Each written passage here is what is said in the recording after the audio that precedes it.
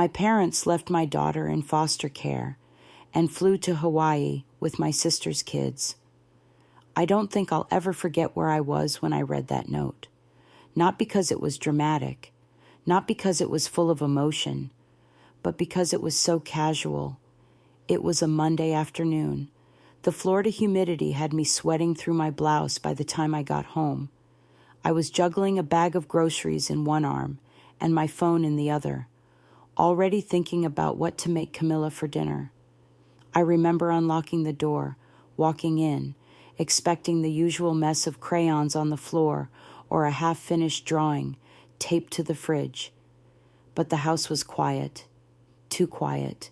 No shoes by the door, no snacks left on the table. I dropped the groceries, instinctively calling out, "Camilla," but I already knew something was wrong. The kitchen counter had a single envelope with my name on it, written in my mother's neat, almost obsessive handwriting. Inside was a single sentence, "Eva, we couldn't manage her. She's safe now. You can contact Child Services for details." No explanation, no apology, no contact number. Just that. I stared at it like it was a bill from a company I'd never subscribed to, as if it couldn't possibly apply to me. Camilla had been staying with my parents for 4 days while I traveled to Tallahassee for a grant review meeting, something I'd been working toward for over a year. It was a huge step for the after-school youth program I run, and my parents had insisted on helping. "Just focus on your presentation," my mother had said, waving off my concerns. "We can handle a week."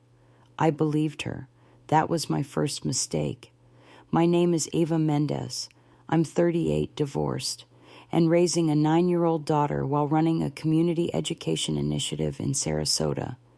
It's not glamorous work, but it matters. We teach job skills to teens who've already been counted out. We help kids who come from the kinds of homes people don't want to believe exist. And somehow, even with all that experience, I never imagined my own daughter would become one of those kids. Camilla is bright and curious and far more forgiving than I deserve. Her idea of a perfect Saturday is pancakes, library visits, and drawing robots in outer space.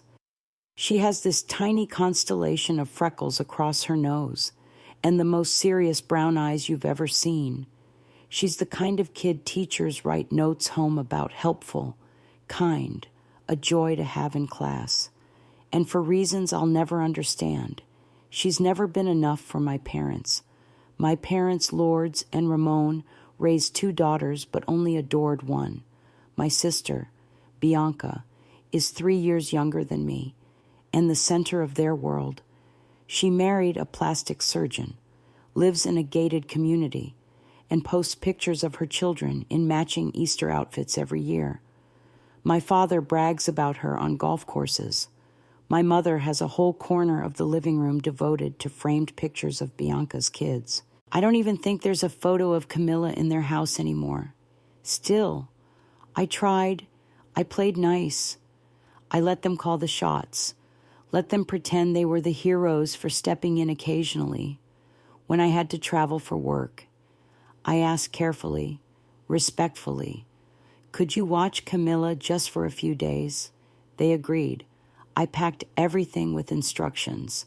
I left her medication, her favorite books, even prepped meals in labeled containers. I made it as easy as I could. I didn't hear anything alarming while I was away. A few short replies, a thumbs-up emoji, nothing out of the ordinary, until I came home.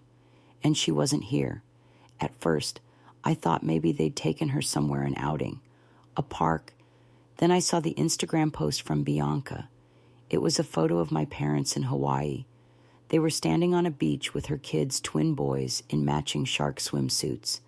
My father had a cocktail in one hand and his other arm around Bianca's shoulders. The caption read, "Family Trip Surprise." Grateful for the best parents in the world. The timestamp on the post was yesterday, The same day they had dropped Camilla off at Child Protective Services. I called. No one answered. I drove to their house locked up. I called Bianca. She said, "I thought you knew." I didn't. And now I was standing in a government building, waiting for someone to walk me through the process of retrieving my daughter like she was lost property. That's what betrayal looks like in real life. Not fireworks, not screaming, just silence, paperwork, and a 9-year-old who thinks her mom might not be coming back. I kept hearing the social worker's words. She's safe, but she's confused. She thought maybe she'd done something wrong. My daughter had been handed off like a chore no one wanted to do, and I didn't even get a phone call. That was the day I stopped pretending my family loved my daughter the way they said they did. That was the day I realized it was time to stop asking for space in a house that was never built for us in the first place. The foster home wasn't cold or unkind. It was just unfamiliar. The caseworker had warned me not to overwhelm Camilla when I arrived. "She's been quiet but cooperative," the woman said gently, guiding me through the modest home where Camilla had stayed for the past 2 nights. The couple hosting her were kind, mid-50s, experienced. They'd kept her schedule as close to mine as they could, but I could tell, from the way Camilla sat on the edge of the couch with her backpack still on, that she hadn't really unpacked, not physically, not emotionally, when she saw me. She didn't run, she didn't cry, she just stared. Her eyes, usually filled with some quiet mischief or curiosity, looked blank, like she had shut a door somewhere inside herself and wasn't sure if it was safe to open it again. I knelt in front of her, trying to keep my voice steady. "I'm here now, sweetheart," I said.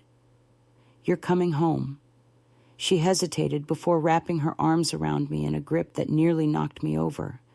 She didn't sob, didn't say anything, just held on. That was worse than tears.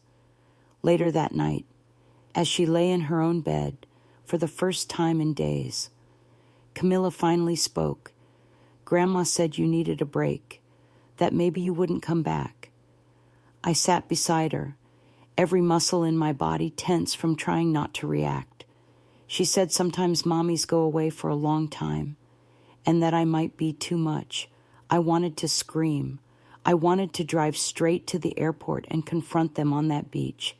But instead, I breathed in slowly and said, "That wasn't true. None of that was true. You are never too much, and I would never leave you." She stared at the ceiling for a long time before whispering, "Okay." But I knew that one word would take months to rebuild. The next morning, I contacted CPS again. I needed answers. I wanted to know what had been said, what paperwork had been filed, what falsehoods had been signed. The case manager confirmed what I feared. My parents had claimed to be Camilla's guardians. They'd reported I was unavailable indefinitely. They never mentioned I was out of town for work. They didn't say I had full custody. In their version of the story, I was an absent mother, unreachable, and they were overwhelmed. That lie opened the door that placed my daughter into the system. I spent the next 3 days assembling proof. I printed every email, every text confirming the child care arrangement. I gathered work documents showing where I had been. I even had screenshots of the packing list I'd sent my mother, along with her reply, "Got it. We'll make it work." Their actions weren't just cruel. They were calculated. They knew what they were doing when they left that note. They wanted to be free. Free to pose on beaches, sip cocktails, and play perfect grandparents to Bianca's kids while discarding mine like she was an inconvenience. Bianca's Instagram was full of it. Matching resort robes, kids holding coconuts with umbrellas, caption after caption about family and gratitude and living in the moment. Not once did she ask where Camilla was. Not once did she check in. I sent her a message. One line, "Did you know Mom and Dad left my daughter in foster care?" She replied 4 hours later with a thumbs up emoji and said, "I'm sure it's not that serious." That was the moment something shifted in me. The rage didn't feel loud. It was quiet, cold, focused. I knew what I had to do next. I contacted Rachel, a friend from college who now worked as a family law attorney. I told her everything. I didn't hold back. She listened in stunned silence before saying, "Ava, this isn't just a bad decision. This is legal abandonment. There are consequences for this. I didn't want revenge. I wanted protection. I wanted a legal record that said my daughter mattered, that if anyone ever tried to erase her again, the system would already know the truth. Camilla deserved better than silence. She deserved a mother who fought, not just for custody, but for dignity. So I started building a case not to ruin them, but to protect us. Because if they could do this once, they could do it again. And next time, it might be when I couldn't get back in time. The hardest part wasn't the paperwork. It was knowing that I was documenting a betrayal from people who were supposed to be the last line of defense. But I kept going. Every screenshot, every date, every word they had spoken that proved this wasn't an accident. They had a choice, and they chose to erase my daughter for the sake of their vacation. Rachel didn't waste time. She outlined exactly what needed to happen: documentation, a sworn affidavit, custody records, a formal complaint with CPS. Her tone was calm but firm, the kind that reminded me why we'd become friends in the first place. She never made me feel stupid for not knowing the system, and she didn't flinch when I told her what my parents had done. "We're going to treat this like what it is," she said, "a violation of trust and a potential endangerment of a minor. You don't need to prove you're a good mother. You already are. What we're doing is building a record so they don't get a second chance to rewrite the truth." That night, after Camilla fell asleep, still clutching her stuffed flamingo like she was afraid someone would take it, I stayed up filling out forms. I created a timeline, labeled folders, saved every message, every calendar entry, every receipt. I didn't cry. I didn't rage. I moved with a quiet kind of precision, like every click of the mouse was rebuilding a wall between my child and the people who had failed her. The next morning, I emailed Camilla's school and explained the situation in a way that balanced truth with dignity. Her teacher responded within the hour, asking how they could support her transition back later that afternoon. I received a call from Ms. Burton, the school counselor. She said Camilla hadn't spoken much, but had drawn a picture of 3 people on a beach, 2 smiling, 1 alone under a rain cloud. "She's processing," Ms. Burton said softly. "She's a smart kid, Ava, but she's hurting." I thanked her, hung up, and just sat there for a few minutes, processing, because the truth is, Camilla wasn't just hurt that her grandparents left her. She was hurt that no one, not even her aunt, had asked about her. I scrolled through Bianca's social media again, looking for anything that resembled acknowledgement. Nothing, just new photos, the twins building sandcastles, my dad teaching them to fish, my mom getting a beach massage. They looked so peaceful, like they hadn't detonated a child's sense of security 48 hours prior. The contrast was nauseating. I closed the app. A few days later, I received a letter from CPS confirming that the abandonment report had been processed. A social worker had reviewed the case and noted multiple inconsistencies in my parents' statement, according to the intake form. They told the agency I was unreachable due to personal crisis and had no return date. When asked about emergency contacts, they had simply said, "No one reliable." They painted me as unstable. They never mentioned I had given them a return flight itinerary, a written schedule, or left detailed instructions. It was as if they had erased my presence from Camilla's life entirely. That was when the sadness hit harder than the anger. Because no matter how strong you think you are, realizing your own parents were willing to lie about your ability to care for your child, to wash their hands clean, and pretend like you didn't exist, leaves a bruise that's slow to fade. They didn't just abandon Camilla. They abandoned the version of me who trusted them, the daughter who still hoped that maybe, with enough effort, she could earn their approval. That version of me didn't survive this, Camilla asked. One evening, if we were still going to Thanksgiving this year? I said no. She nodded like she'd already guessed the answer. Are they mad at me? She asked. I shook my head. No, sweetheart. They made a bad decision. That's not your fault. She was quiet, then said, I think I made Grandma tired. She said I talked too much. I didn't respond right away. Because what do you say when the people who were supposed to love your child made her believe her joy was a burden? I tucked her hair behind her ear and whispered, Your voice is one of my favorite sounds in the world. Don't ever forget that. A few nights later, Camilla had a nightmare. She ran into my room crying, saying she dreamed I left and didn't come back. I held her until she fell asleep again. That night, I didn't fill out paperwork. I didn't check emails. I just watched her breathe, and I made a silent promise. No more shrinking to make other people comfortable.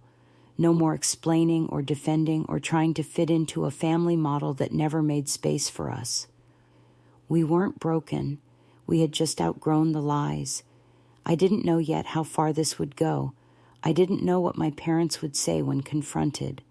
But I knew this. My daughter would never again wonder if she was too much for someone to love. A week after I filed the report, I got a call from a detective with the Sarasota Police Department. His name was Nathan Wilson, and he specialized in family-related complaints. Calm, methodical, no wasted words. He'd already read the case summary. Ms. Mendez, I believe what happened here goes beyond a domestic misunderstanding. He said, there's clear misrepresentation and abandonment. You have every right to pursue this. Are you prepared to cooperate with a formal investigation? I didn't hesitate. Yes, I said, but this isn't about revenge. It's about boundaries and accountability. Detective Wilson explained the next steps. He needed copies of everything, texts, emails, travel plans, statements from Camilla's school, CPS, even the temporary foster family, if I could reach them. It would take time, and since my parents were still out of state, the process would involve coordination with authorities in Hawaii. I sent everything I had. I included screenshots from Bianca's public posts, one of which even showed their flight confirmation. That post, ironically, was captioned 3 months of planning finally paid off. Paradise. Here we come. That caption alone was enough to undercut any claim they might make that their trip was spontaneous or made in the middle of some crisis at work. I finally told my supervisor what had happened. I had kept it quiet until then, mostly out of embarrassment. Jennifer listened without judgment. After I finished, she nodded once and said, Take whatever time you need. We'll restructure your schedule around Camilla. You've carried this program for years. We've got your back now. That support cracked something in me I didn't realize I'd been holding. I wasn't used to being protected, but that moment reminded me I didn't have to do everything alone. In the following days, the distance between me and my family became more defined. My parents hadn't reached out. Bianca sent one text asking if I was still upset and ended it with a laughing emoji. That was the moment I stopped feeling confused and started feeling clear. These people weren't misunderstanding me. They were actively choosing a version of reality where Camilla and I were disposable. Meanwhile, Camilla was slowly beginning to settle. I'd rearranged the apartment so it felt like a fresh start. We created a corner for her drawings, added string lights to her room, and started a new Saturday morning ritual pancakes, music, and a walk around the marina. I wanted her to feel like home wasn't just where she lived, but where she was safe one evening as we watered the herbs on our tiny balcony. She asked, "Are Grandma and Grandpa coming back?" I paused, then replied, "They are, but it's going to look different now." She nodded, not pushing further. It amazed me how much kids understand without needing details. Her silence said more than any follow-up question ever could. Detective Wilson called again a few days later. His tone was heavier this time. "We've located your parents. They're still at the resort. Hawaii PD is aware of the situation and will conduct a formal interview. We'll keep you posted." He paused, then added, "By the way, your documentation is thorough. It helps a lot." I thanked him. I hung up and felt something I hadn't felt in days. Control. Not over them, not over the outcome, but over myself. I was no longer reacting. I was responding, and that distinction changes everything. That night, I took out a notebook I hadn't touched in months. It wasn't a journal. Not exactly. More like a space where I dumped what I couldn't say out loud. I wrote for an hour, not about the legal process or my parents. I wrote about Camilla, about the way she counted stars, about how she asked questions like, "Do trees get lonely?"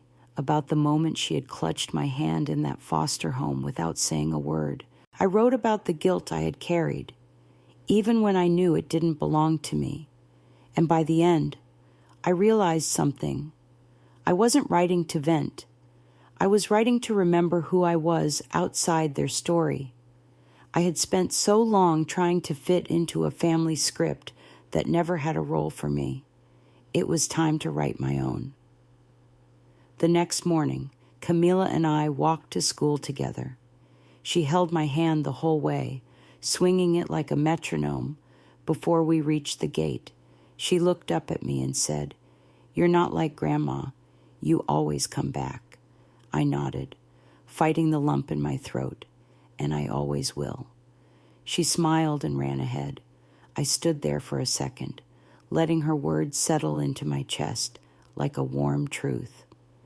In the middle of all the noise, legal forms, social workers, fake smiles and tropical photos, her trust was the only thing that mattered, and no one would ever take that from me again. The first sign that something was shifting came through Bianca. It was a Tuesday morning when her name lit up my phone. I let it go to voicemail. She followed up with a text. "Did you really call the police on Mom and Dad? They're freaking out. They said they were just trying to help. Call me." I stared at the message for a long moment, then set the phone down without responding. For once, silence felt like power. Later that afternoon, Detective Wilson updated me. "We interviewed your parents this morning. They were caught off guard, initially defensive, then emotional when presented with the documentation." He paused before continuing. "They admitted they didn't think the situation would go this far. Your mother claimed they believed placing Camilla temporarily was better than saying no to watching her. But your documentation contradicts that narrative. So do their travel plans." I asked how they reacted when they realized it was now a legal matter. He replied, "They seemed less concerned about Camilla and more concerned about how this would look. Your sister tried to intervene. She got upset when officers asked her to leave the room. Of course she did. Bianca had always been the PR department of our family. Every time something uncomfortable happened, she polished it up, reframed it, and moved on, growing up. If I cried too loud, she'd tell me I was ruining the mood. If I brought up something unfair, she'd call it drama. She'd been trained, like the rest of them, to protect the family image. no matter how much reality had to be edited. The next day, a neighbor texted me out of the blue. Mrs. Lawson. She lived 2 doors down from my parents, Eva. I just want to say, I'm so sorry about what happened. She wrote, I saw them loading suitcases that morning. I asked about Camilla. Your dad said she was being dropped off somewhere safe. I had no idea what he meant. If there's anything you need for the investigation, let me know. I thanked her, and for the first time in days, I felt a piece of the puzzle click into place from someone outside the family web. I wasn't imagining it. I wasn't overreacting. Other people saw it. Too, Camilla, meanwhile, was starting to ask sharper questions. Why did Grandma and Grandpa take Jackson and Noah but not me? She asked one night over dinner. I looked at her carefully. I don't know, honey, but I know it wasn't because of anything you did. She pressed her lips together, thinking hard. I think they just liked them more. My stomach turned, but I kept my voice steady. That might be how it felt, but their choice says more about them than about you. She nodded, then went back to cutting her chicken into tiny squares. The way children absorb pain and turn it inward still breaks me. That weekend, I received an email from the child psychologist I'd reached out to Dr. Renee Thompson. We scheduled an initial session for the following week. Her message was brief, direct, and unexpectedly reassuring. You've done the right thing. Ava, the damage wasn't the choice to go to Hawaii. It was the story they told your daughter to justify leaving her behind. We can rebuild her trust, but it starts with honesty. That line echoed in my mind. It wasn't the act itself. It was the lie layered over it. Bianca finally called again 2 days later. This time I answered. Her voice was tense from the beginning. Do you really think calling the police and dragging this into court helps anyone? I stayed calm. Bianca, they abandoned my daughter. They lied to CPS. They didn't call me. They didn't even leave a number. This wasn't a misunderstanding. She exhaled sharply. Mom is devastated. Dad's not sleeping. This has completely ruined their reputation. Jackson keeps asking why the police showed up at breakfast. I didn't react. I just said. Camilla asked me if she was the reason they left. So, I guess we're both answering questions we shouldn't have to. She fell silent, then mumbled. I didn't know it would go this far, I replied quietly. That's the problem. None of you ever think about how far it already hurts until it reaches you. When the local news picked up the story, it was only a brief segment, a single headline, grandparents under investigation for leaving child in foster care while vacationing. No names were used, no footage aired, but it circulated fast in the local community. I got calls from people I hadn't heard from in years. Some were supportive, some were cautious, but one message stood out. It came from my aunt, my mother's estranged younger sister, Patricia. We hadn't spoken in over a decade. She wrote, Eva, I heard what happened. Your mother did something similar to me when we were young. I was always the one left behind. I'm so sorry. I wish I had spoken up sooner. I read it twice, then 3 more times. That validation meant more than I expected. My mother's patterns weren't new. They were just finally exposed. By the end of that week, the conversation had changed. It wasn't just about what happened to Camilla. It was about the generations before her who had also been erased, shamed, reshaped to fit someone else's comfort, and I wasn't going to be silent anymore. 3 days after the news broke, Detective Wilson called again. His voice carried a sense of movement, like things were finally lining up. We're preparing to submit the file to the district attorney, he said. There's enough here for abandonment, misrepresentation, and possible custodial interference. I sat in my parked car outside Camilla's school. letting that information settle. Will they be arrested, I asked, not out of vengeance, but clarity. He paused. That depends on the DA's approach, but they'll be required to appear, and if they don't cooperate, we'll escalate, at minimum. This creates a formal record. No more erasing facts.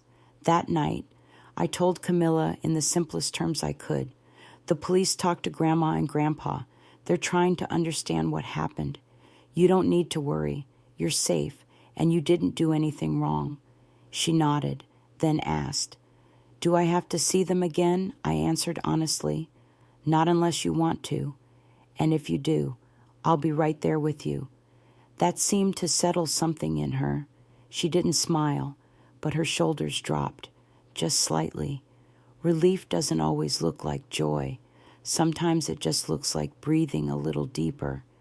The next morning, I received an email from Bianca. No greeting, just 2 lines. "Jackson's crying because he thinks you got his grandparents taken away. Are you happy now?" I didn't respond, not because I didn't have words, but because she still didn't understand. This wasn't about her pain. It was about a 9-year-old who thought she'd been abandoned because she talked too much. About a child who now checked the front door twice before bed. I forwarded the message to Rachel, and she replied simply, "We stay the course." Work became my grounding place. Jennifer, true to her word, adjusted my hours. I moved into a training coordinator role, allowing me more structure and fewer night shifts. It wasn't a promotion in title, but it felt like one in respect. Colleagues who once barely noticed me now asked how I was doing, offered rides, brought Camilla small gifts.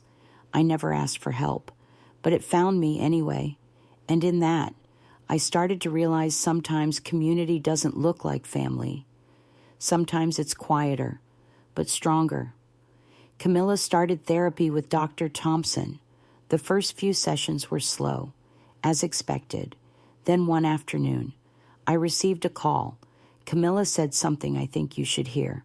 Dr. Thompson said, she thinks her grandparents left her because she wasn't as shiny as her cousins, that maybe she's just not special enough. My throat tightened. "What did you tell her?" I asked. Dr. Thompson's voice was steady. "I told her that shiny things fade, but the people who stay and see you when you're quiet, when you're scared, when you're messy, that's what special really is." And then I reminded her that you came back. I sat in my office for a long time after that call, staring out the window at the schoolyard below. I didn't cry, but my hands didn't stop shaking for a while. Then came the letter, formal, embossed with the name of the circuit court. A preliminary hearing date had been set. My parents would need to appear in person, and a judge would decide whether to escalate charges or offer alternative resolutions. I forwarded it to Rachel. She called me immediately. "They'll probably try to settle." She said, "Play the confused elders card."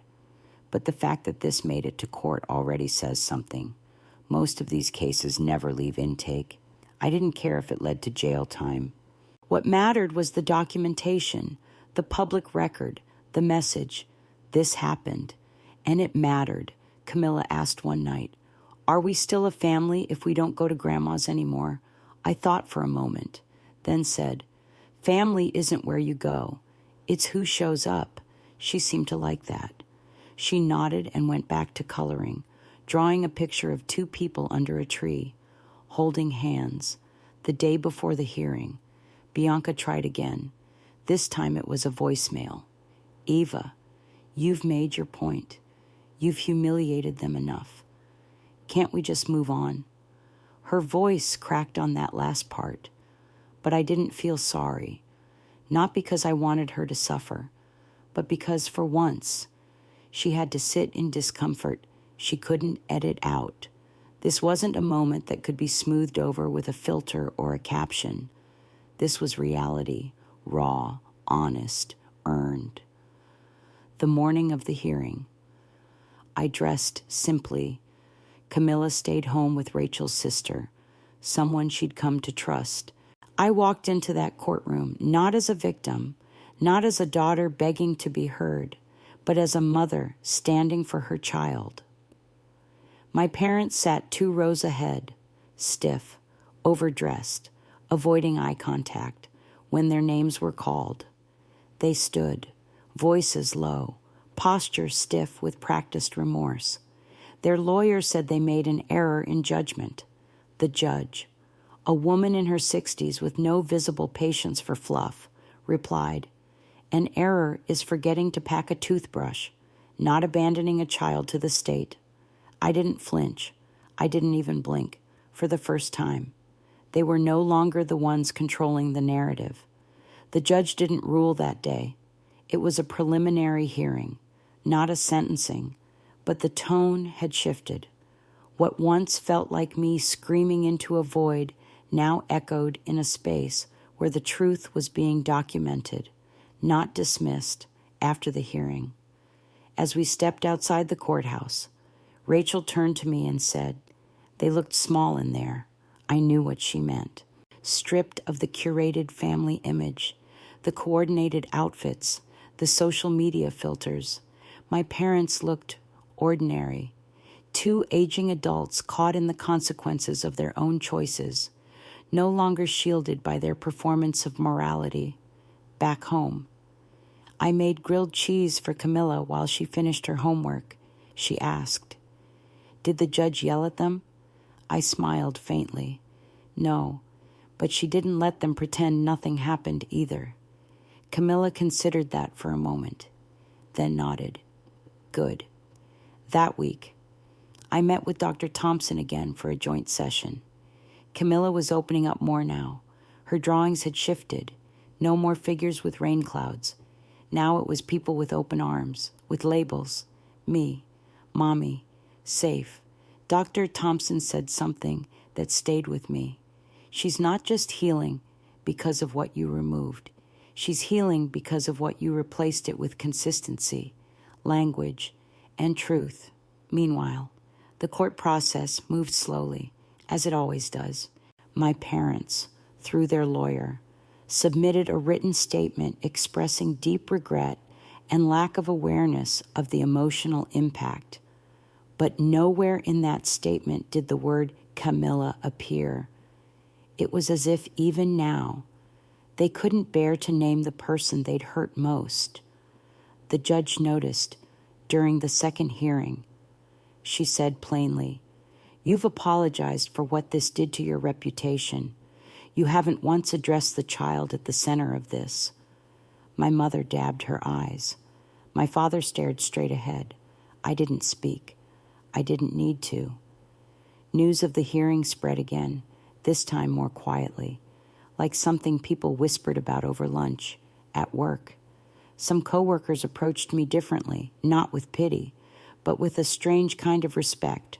One of the custodial staff, Miguel, said, "You stood up in a way not many people do. You didn't scream. You didn't shame. You just handled it." I didn't know what to say to that, so I just nodded. But it stayed with me. I'd spent so much of my life shrinking so others could stay comfortable. This time, I let the discomfort do its work. Bianca didn't speak to me for almost 2 months after the hearing. No texts, no calls. I figured it was her way of punishing me for disturbing the family narrative. But then one afternoon, I received a message Jackson keeps asking why Lily got to stay and Camilla didn't. I don't know what to tell him. I stared at the screen for a long time, and then I typed back, "Try the truth." She didn't reply, but I knew she read it. Sometimes silence is the beginning of reflection. Then, one afternoon, Camilla and I went for frozen yogurt.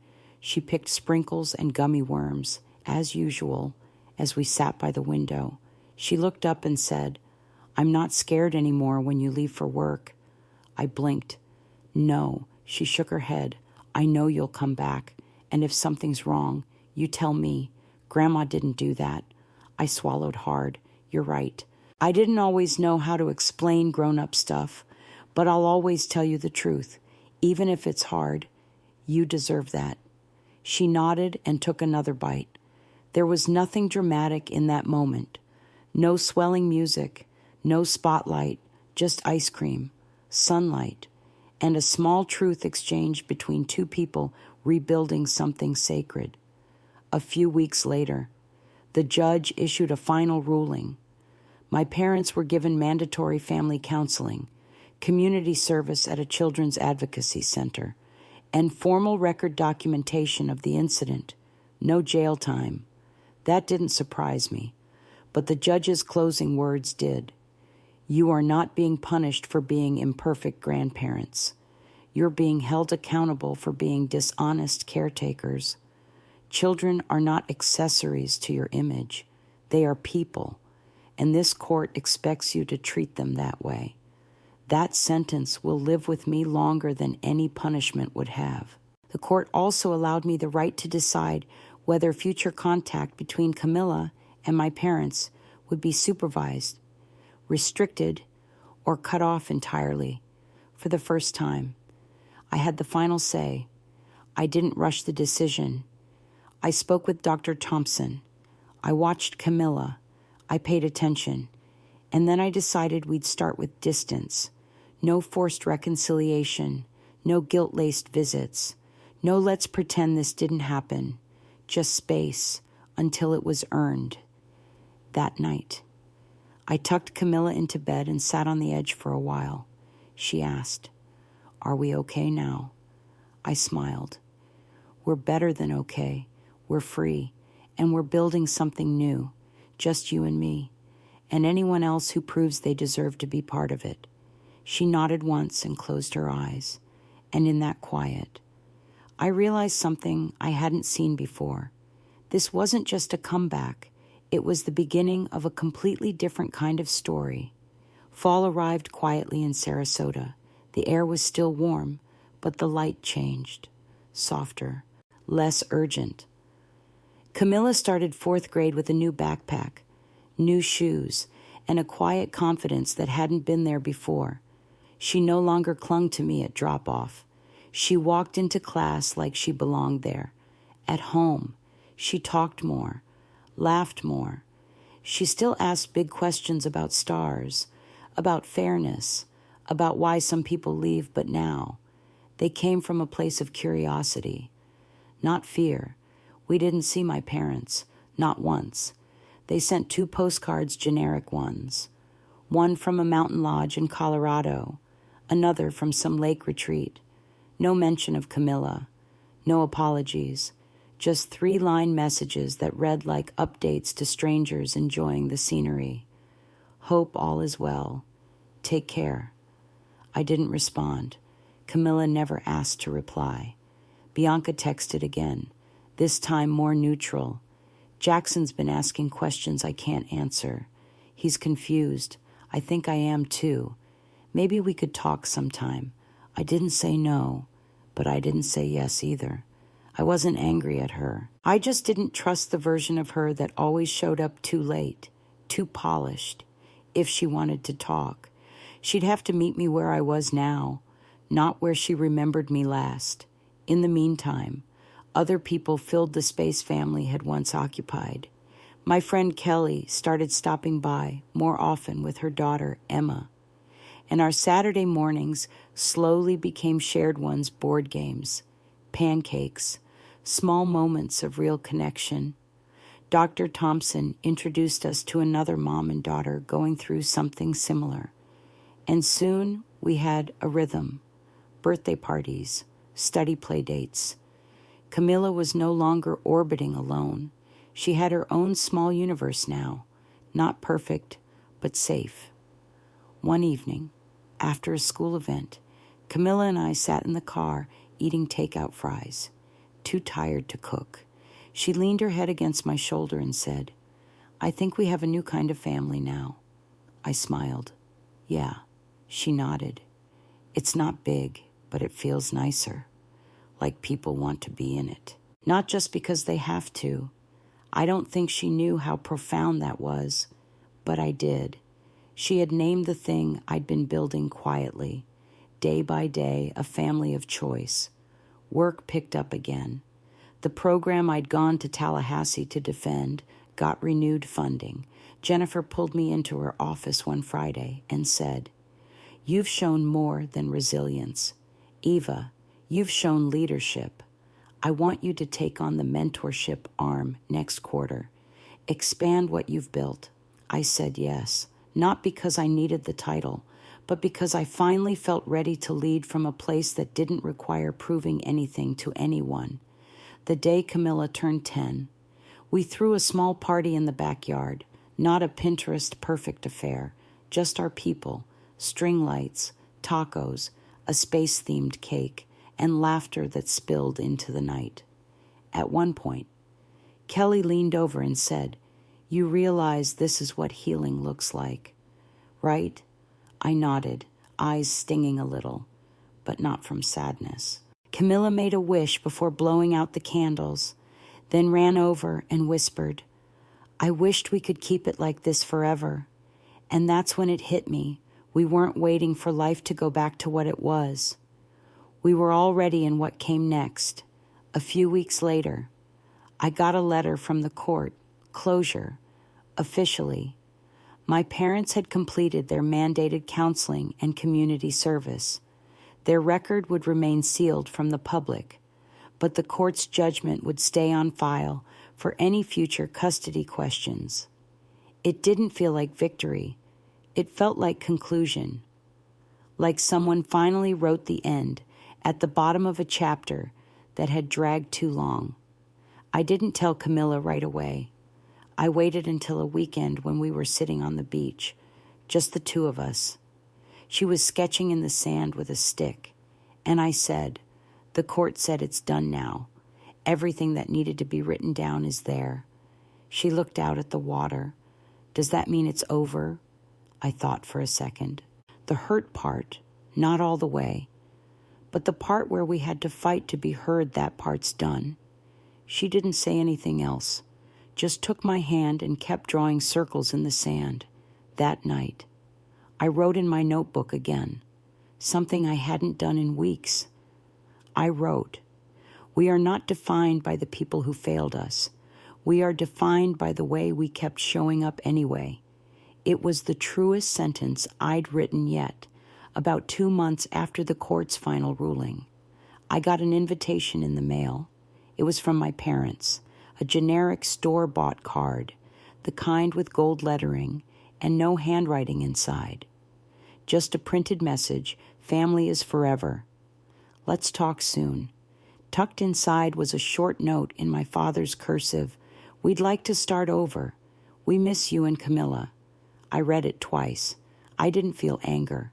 I didn't feel hope either, just a calm, steady understanding that they still didn't get it.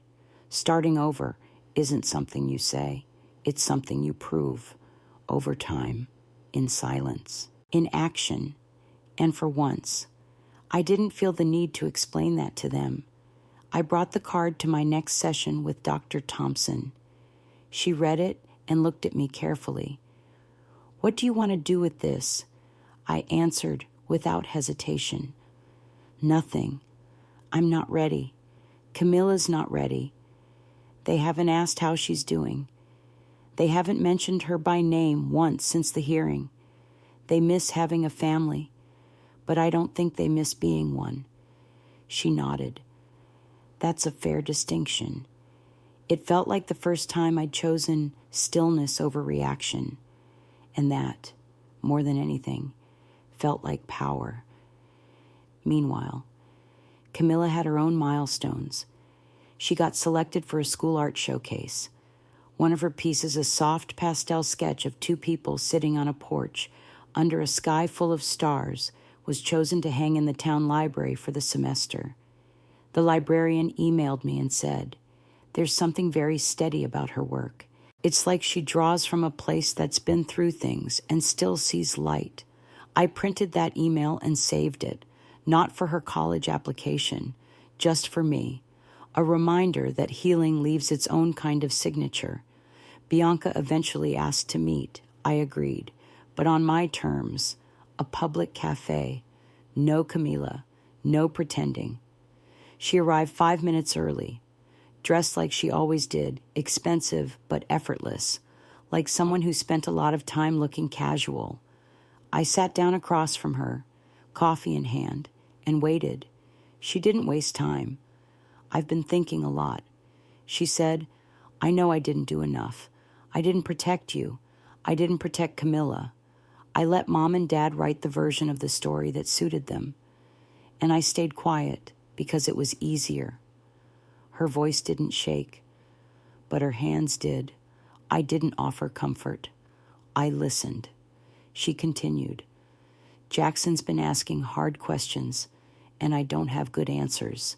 But I don't want to raise another generation that thinks silence is safer than truth. I looked at her for a long time.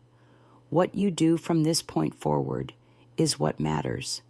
You don't owe me an apology. You owe Camilla honesty and yourself a decision. Are you willing to disrupt the pattern, or are you just feeling guilty for being caught in it? She didn't answer right away, but her eyes welled up in a way I hadn't seen before. Not performance, not control, just raw clarity. When I got home, Camilla was building a fort in the living room with pillows and blankets. She looked up and said, Did you talk to Aunt Bianca? I nodded. We're figuring some things out. She didn't press further, just crawled back inside the fort and invited me in. We sat under the makeshift roof, her flashlight casting shadows on the walls. This is our safe place, she whispered. No secrets in here. I whispered back. Only truth. That weekend. We had dinner with Kelly and Emma. After dessert, Camilla pulled Emma aside and gave her a hand-drawn card. On the front was a sketch of 2 rockets side by side, flying through stars, inside. It read, To the friend who helped me feel like I still belong somewhere. Kelly looked at me, eyes damp. She's stronger than most adults I know. I nodded. She's had to be. But now she gets to just be a kid again. That's what matters. And it was true. Camilla no longer flinched at the word family. She was rewriting the definition herself, slowly, gently, with people who showed up not out of obligation, but out of care. That's what we had built, a structure that didn't need old foundations to stand. Later that night, as I folded laundry and listened to Camilla humming from her room, I realized something simple but profound. The life we were living wasn't Plan B. It wasn't some patched-up version of the life we lost. It was a better version of what we never had, built from truth, built from love, built from finally learning how to choose ourselves first. On the day Camilla presented her artwork at the town library, something small but defining happened. She stood beside her piece, calm but proud, answering questions from strangers with this steady, quiet confidence. A woman leaned over to me and said, She's very grounded for her age. I smiled and replied, She's earned it, because she had. Every inch of that calm, every word she spoke without looking down, was built from months of learning that love doesn't vanish when it's inconvenient. That trust, once broken, can still be reimagined, not easily, but honestly. That night, after we got home, Camilla placed a copy of her drawing on the fridge. 2 people under the stars, hands reaching toward each other, but not quite touching. She said, It's called Almost. I asked her why. She said, Because sometimes people mean well, but don't reach far enough. But I still wanted to draw them anyway. I didn't ask who the people were. I didn't have to. The beauty of healing is that it doesn't always look like forgiveness. Sometimes it just looks like clarity without bitterness. A week later, I received a message from my father, just a short email. We've completed everything required. If there's ever a time you'd like to speak, we're here. We miss her every day. I sat with it for hours, not because I didn't know what to say, but because I finally didn't feel the urge to reply, not to punish, not to wound, but because it wasn't mine to answer anymore. If reconciliation ever happened, it would be on Camilla's terms, and mine, not theirs. The silence was not avoidance, it was boundary, at work. Jennifer formally offered me the leadership role for the Regional Youth Initiative. It came with a raise, flexible hours, and a chance to train others in crisis intervention, she said. You've walked through what many of our students live with. That gives you credibility no degree ever could. I accepted. Not because of the title, but because now, when a teenage girl walks into our program, holding herself together with a thread, I can look her in the eyes and mean it when I say, you're not alone. Camilla's world kept expanding. She started a science club, made new friends, wrote a story about a girl who could rebuild galaxies with her voice. When I asked why, she said, because her voice is her power, even when people try to turn it off. I smiled. I didn't tell her that she'd just written her own story with different stars. We still didn't see my parents. Holidays came and went. There were no gifts, no cards beyond the generic. And honestly, the silence became a kind of peace. Not every story needs a dramatic reunion. Some stories find their strength in knowing when to let go. One evening, we were watching a meteor shower from our backyard, just the two of us, lying on a blanket, heads tilted to the sky. Camilla whispered, "Do you think people ever realize how much damage they did?" I thought for a while before answering. Some do, some never will. But what matters most is that you do, that you know what you deserved, that you don't let their choices define your worth. She nodded, still watching the sky. I don't want to be like them when I grow up. I squeezed her hand. You won't be. You already aren't. Because the truth is, this story wasn't about justice. It wasn't about revenge. It was about choosing not to be erased, about writing ourselves back into our own story after someone else tried to cut the last chapter short. It was about reminding the world and ourselves that real love shows up, especially when it's inconvenient, especially when no one's watching. Camilla is 10 now. She still keeps her old stuffed flamingo on the shelf, even though she rarely hugs it anymore. She says it reminds her of when things were scary and how far she's come. I keep it there, too, as a quiet promise that I'll never stop showing up. That home isn't a house or a name. It's a feeling, one we built from truth, from loss, and from finally choosing to protect our peace over our image. And if you're watching this because you've been hurt by people who said they loved you, if you've ever been made to feel small for taking up space in your own life, I want you to know this. You don't have to earn dignity. You were always enough. You were always worthy. Sometimes, the bravest thing you'll ever do is stop waiting for an apology and start building something new without it. Have you ever had to rebuild your life from something someone else broke? What gave you the strength to keep going?